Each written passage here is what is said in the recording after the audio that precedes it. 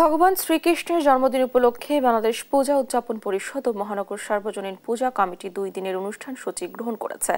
শুক্রবার জন্মাষ্টমী উদযাপন উপলক্ষে ঢাকেশ্বরী মন্দিরের সভা কক্ষে আয়োজিত এক সংবাদ সম্মেলনে এ নিয়ে কথা বলেন কমিটির সদস্যরা। 16 আগস্ট সকাল 8টায় দেশ ও জাতির মঙ্গল কামনায় শ্রী শ্রী গীতাযজ্ঞ, বিকেল 3টায় ঐতিহাসিক কেন্দ্রীয় জন্মাষ্টমী মিছিল এবং রাতে শ্রীকৃষ্ণ পূজা অনুষ্ঠিত হবে বলে জানানো হয় সংবাদ সম্মেলনে।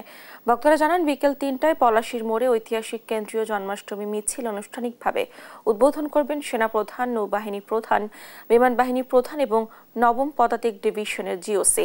আর দ্বিতীয় দিন বিকাল 3টায় এক আলোচনা সভার আয়োজন করা হবে। সংবাদ সম্মেলনে বক্তারা সাম্প্রদায়িক হামলা, নির্যাতন, জবরদখল ও প্রতিমা ভাঙচুরের ঘটনায় উদ্বেগ প্রকাশ করেন। ভগবান শ্রীকৃষ্ণের জন্মাষ্টমী উপলক্ষে বাংলাদেশ পূজা উদযাপন পরিষদ ও মহানগর সার্বজনীন পূজা কমিটি প্রতি বছরের মতো 2 দিনের অনুষ্ঠান সূচি গ্রহণ করেছে। 16 আগস্ট সকাল 8টায় দেশ ও জাতির মঙ্গল কামনায় শ্রী শ্রী গীতাযজ্ঞ, বিকেল 3টায় ঐতিহাসিক কেন্দ্রীয় জন্মাষ্টমী মিছিল এবং রাতে শ্রীকৃষ্ণ পূজা অনুষ্ঠিত হবে।